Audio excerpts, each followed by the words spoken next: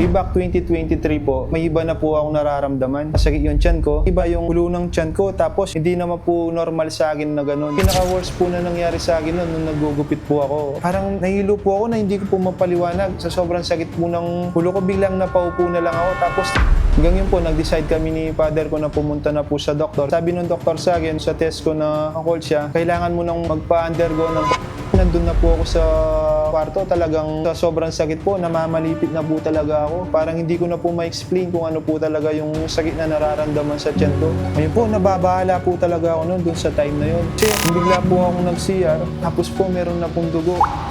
Tatakot na po ako kung ano po talaga yung sakit ko. Lalo na po dun sa sobrang...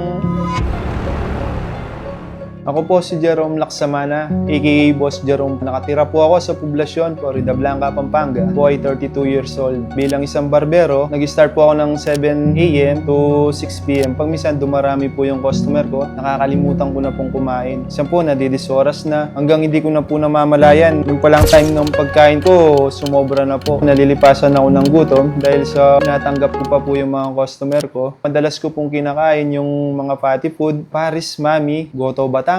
Diyan po ako na inganyo po, lalo na po pag pagod po yung katawan ko. Umabot na pala doon sa hindi na tama po yung kinakain ko. Magmula po bata, hindi rin po ako mahilig sa gulay. Way back 2023 po, magra-ride po kami ni Mrs. papuntang Zambales. Pero yung time na yun, bago po kami mag-ride, may iba na po akong nararamdaman. Masakit yung tiyan ko. Dahil gusto namin pong makapunta sa Zambales doon sa pinsan ko, pinilit pa rin po namin na pumunta doon. Nung nandun na po kami sa bahay ng pinsan ko, parang iba na po. Parang may nararamdaman na po akong iba sa tiyan ko. Hindi naman po normal sa akin na gano'n. Hanggang pong nakauwi na po kami sa Pampanga, iba na po ata yung ulo ng tiyan ko. Tapos hindi na po normal talaga sa akin. Dati po kasi nung nagpupupo ako, 3 times a day. Pakunti na pong pakunti. Sa isang araw, di ka na makadumi. Ang laking struggle po sa akin noon. Pinaka-worst po na nangyari sa akin noon nung naggugupit po ako. Parang nahilo po ako na hindi ko po mapaliwanag. Sa sobrang sakit po ng ulo ko, biglang napaupo na lang ako. Tapos tinanong po ako ng customer ko, "Sir, bakit parang namumutla ka?" Sabi niya sa akin ganyan. Tapos sumabay pa po yung sakit ng aking tiyan po nun. Talagang pag-plus ko po sa tiyan ko, hindi ko na po talaga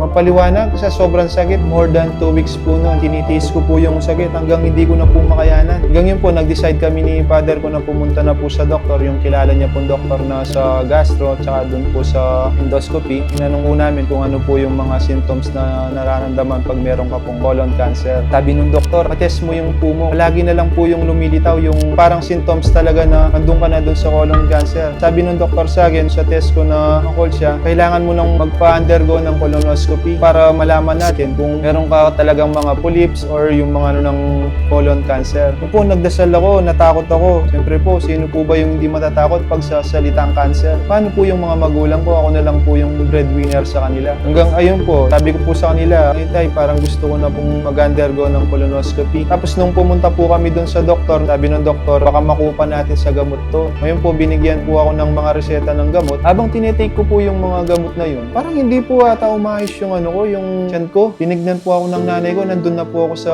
kwarto. Talagang sa sobrang sakit po, namamalipit na po talaga ako. Parang hindi ko na po ma-explain kung ano po talaga yung sakit na nararamdaman sa tiyan ko. Hanggang pumunta na po kami na nag-undergo. Dahil po sa wala po kaming kakayahan sa financial, tumingin po kami sa mga public. Gamit lang po yung PhilHealth. Meron pong isang hospital na libre po sa colonoscopy. Sabi po ng doktor, nung nagpa-schedule po kami, meron po kayong preparation for 2 weeks bago mag-undergo ng colonoscopy. Ngayon po, nababahala po talaga ako noon dun sa time na yun. Kung bigla po akong nag-CR, tapos po meron na pong dugo.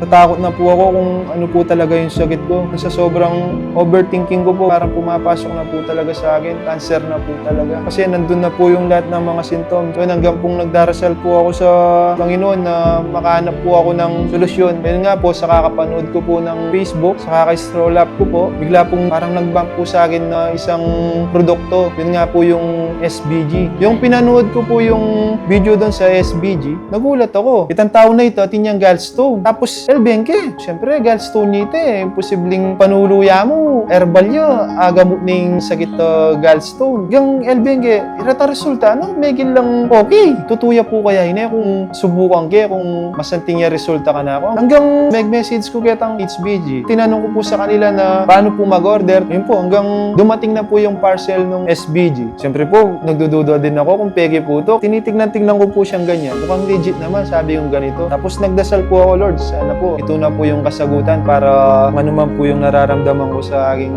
dyan. Sana po pakayat na ako. Hanggang ita po, tinake ke. Sibukan ke. Bayok po matutun ng bengi. Mag-trace scoop ko po. Tapos kagising ko po nga ba, kalak pa pong laman at yan. Take ke pong mga yan. Lupong scoop. Tapos hanggang panahin ke po itang 30 minutes. Bayo ko po mangan. Pag lunch naman po, titake yan naman po yung salbeyo na ini. Hanggang Pilanaldo po, kakatake ko kayo. Ula mo po ang makantine. Utang inuman ko rin ang dati kong panulo. Lalo ko atang sasagit at yan lalo yung mga alboroting at yan po. Hanggang natake ko na yung salbeyo. Inalis ko na po yung mga dati kong synthetic na iniinom po. Hanggang nag-focus na lang po ako sa salbeyo. Hindi ko po siya tinigilan talaga. Hanggang naramdaman ko na po talaga yung parang gumiginawa na yung tiyan ko. Tapos yung parang bumabalik na po yung dati kong sigla. Bato ha? Nakagulat yung effect ng salbeyo po talaga sa akin. Kaya ayun po, tinuloy-tuloy ko na po siyang ininom. Sa mga customer ko po, nagtatanong sila sa akin, boss, parang naging okay ka na ngayon ha? Ayun, hanggang sinabi ko po sa kanila na yung sikreto ko po yung salbeyo. Almost 2 months ko po siyang tinik bago po ako nag-undergo ng colonoscopy. Nung pag-ano ko sa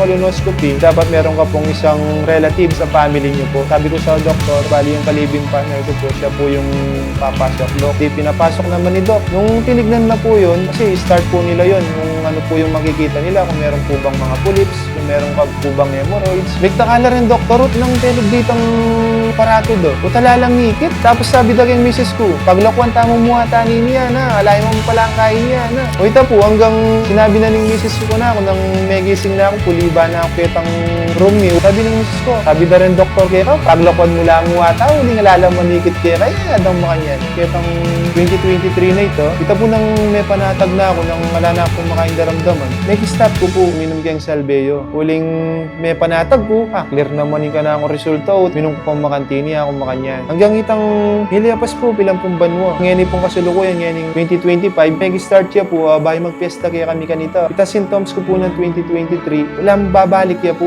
Kasi po, meron na ako kitang dating healthy lifestyle, binalik ko po itang dating lifestyle ko na mamangang ko po kitang dating body food, mga yan, fast food. Ita po lang, may ganyo na ako naman kasi making ko pong komportable kaya sa sarili ko, uling ala na akong daramdaman kitang dating symptoms na eh. Hanggang nang sinabi ko ka misis, tutuba na ng inog ka kitang nag-undergo kitang colonoscopy. Ala ka ba talagang ngigit? Kasi ating kong duda eh. Alam mo, tandimdam ko dati, same na nitang ngeni. Alam mo, mas lalo yung pasinagit akong mga niyan. Dito po, di ako napanatag. Meron pa yung sa isipan ko na palaging baka yung meron silang nalagpasan na hindi nila nakita, ganyan. Sabi ko kay misis, pwede ba natin ulit yung magpa-colonoscopy ako kasi parang hindi natatama yung nararamdaman ko na naman ngayon. Parang bumabalik na naman yung dating symptoms ko. May 7, sinubukan po namin ni Mrs. na pumunta doon sa hospital. Tapos tinawag ko po yung kilala ko sa PhilHealth. Sabi ko, bro, pwede mo ba akong tulungan? Sige bro, ako nang bala dyan. And then po, nagpa-schedule kami. Hanggang dumating po si Mama Apple sa amin. Tapos may dala po siya ng SBG, yung salbeyo po. Sabi ni Mama ko, nung pagalis ni Ate Apple, nak, di ba ito yung nagpagaling sa'yo dati nung nagka-symptoms ka nung nakaraan taon? Sabi niya, ayo po ma'am, pwede mo po ba akong bigyan, mas? Bakit hindi naman, nak? Yun, binigyan niya po ako. On the go po na SBG, nung pag-take kong ganyan, parang guminawa na naman yung tiyan ko. Hanggang kinontinue ko na po yung pag-inom po ng gano'n. Hindi ko na po talaga tinigilan. Talagang although ko na pong inuman ng SBG. So pag-take 2 po namin na pagpunta sa hospital, nagpatingin po ulit. Tawa ng Diyos, na-clear po. Napakasaya po na sa pag-take ko ng salbeyo, balik ulit yung lakas ko at parang naging confident. Maraming po salamat sa ginawang instrumento ni God na yung salbeyo. Yun po yung buhay ko na bago po. Ako, Jerome Laksamana, iningkwento kong salbeyo.